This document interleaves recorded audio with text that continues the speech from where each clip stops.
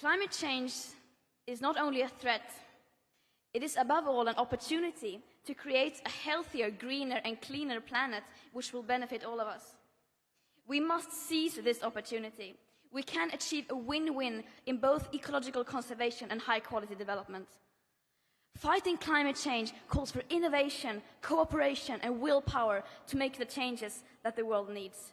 We need to walk the talk. If we do this together, we can do this. When I say climate change, what do you think of? I think of jobs. Green jobs. Green jobs.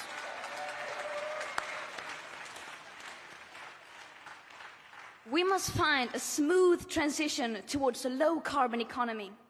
There is no planet B. There is no planet blah, blah, blah, blah, blah, blah, blah. This is not about some expensive, politically correct green act of bunny hugging or blah, blah, blah.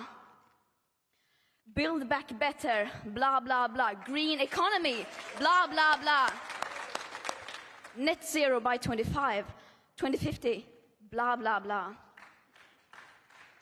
Net zero by 2050, blah, blah, blah. Net zero, blah, blah, blah. Climate neutral, blah, blah, blah. This is all we hear from our so-called leaders. Words. Words that sound great, but so far has led to no action. Our hopes and dreams drown in their empty words and promises. Of course, we need constructive dialogue, but they've now had 30 years of blah, blah, blah, and where has that led us? Over 50% of all our CO2 emissions have occurred since 1990, and a third since 2005. All this while the media is reporting on what the leaders say that they are going to do, instead of what they are actually doing. And then not holding leaders accountable for their action, or rather inaction. And don't get me wrong, we can still do this. Change is not only possible, but urgently necessary, but not if we go on like today. They say they want solutions, but you cannot solve a crisis that you do not fully understand. You cannot balance a budget if you do not count all the numbers. And as long as we ignore equity and historic emissions, and as long as we don't include consumption of imported goods, burning of biomass, etc., etc., and as long as clever accounting is one of the most efficient ways of reducing emissions, we won't get anywhere.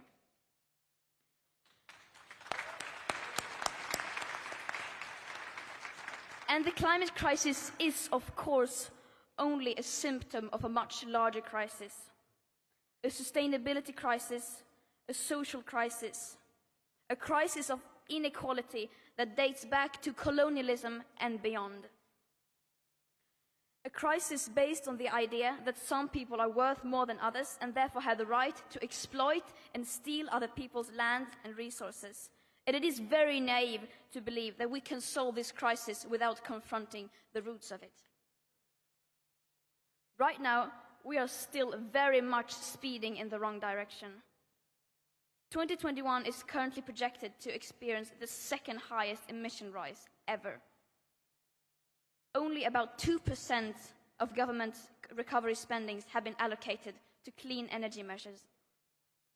And according to a new report by the UN, global emissions are expected to rise by 16% by 2030 compared to 2010 levels. Our leaders' intentional lack of action is a betrayal towards all present and future generations. The people in power cannot claim that they are trying, because they are clearly not, as they continue opening up brand new coal mines, oil fields and pipelines, pretending to have ambitious climate policies while granting new oil licenses, exploring enormous future oil fields, and shamelessly congratulating themselves while still failing to come up with even the bare minimum and long overdue funding to help the most vulnerable countries deal with the impacts of the climate crisis. If this is what they consider to be climate action, then we don't want it. They invite cherry-picked young people to meetings like this to pretend that they are listening to us. But they are not. They are clearly not listening to us. And they never have. Just look at the numbers. Look at the statistics. The emissions are still rising. The science doesn't lie. But, of course, we can still turn this around. It is entirely possible. It will take drastic annual emission cuts, unlike anything the world has ever seen. And as we don't have the technological solutions that alone can deliver anything close to that, that means we will have to change. We can no longer let the people in power decide what is politically possible or not. We can no longer let the people in power decide what hope is. Hope is not passive. Hope is not blah, blah, blah. Hope is telling the truth. Hope is taking action. And hope always comes from the people.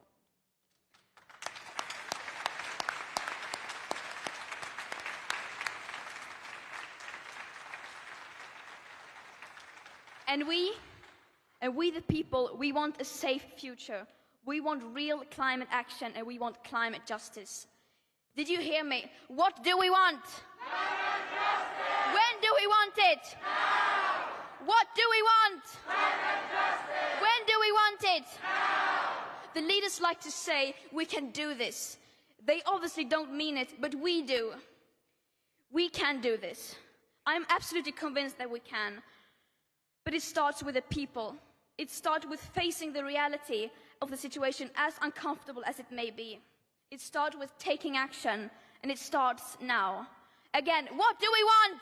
Climate justice! When do we want it? Now! What do we want? Climate justice! When do we want it? Now! What do we want? Climate justice! When do we want it? Now! What do we want? Climate justice! When do we want it? Now! Thank you.